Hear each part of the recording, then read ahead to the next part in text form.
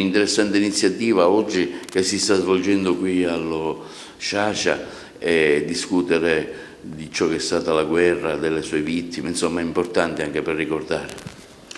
Educare alla pace significa impegnarsi tutti i giorni in attività che si svolgono in classe, nella partecipazione a un concorso nazionale indetto dal Ministero dell'Istruzione che mira proprio a far entrare gli studenti all'interno della conoscenza di fatti che è necessario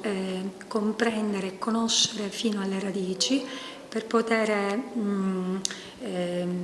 poi avere degli atteggiamenti che siano rispettosi dell'altro, che rifuggano da ogni forma di odio, di violenza, di distruzione della dignità umana. Per cui oggi, con degli ospiti speciali, con la rappresentanza del professor Chimè, intendiamo farci collaborare in un'attività di conoscenza e di approfondimento che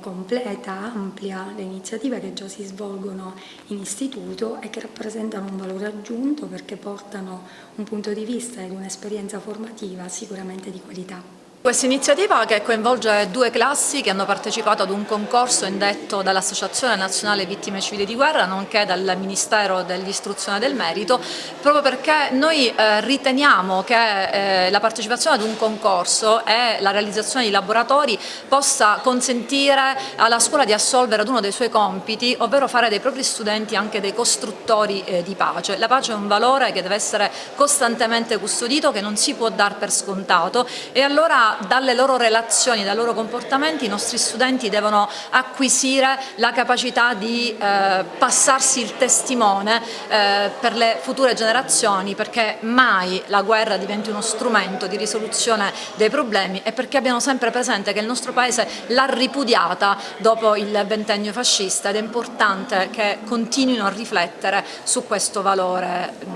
al quale non dover mai rinunciare. Oggi noi siamo allo Sciascia per il laboratorio dedicato a questa scuola, ma l'impegno dell'Associazione Nazionale Vittime Civili di Guerra è quella di portare in tutte le scuole che hanno aderito al progetto questo messaggio di pace e le testimonianze delle vittime civili del 1943 e di quelle dei conflitti di oggi.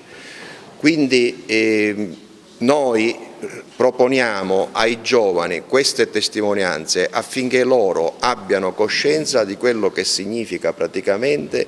il tema della guerra e tutte le difficoltà che possono anche venire fuori dagli ordigni bellici ancora presenti nei nostri territori.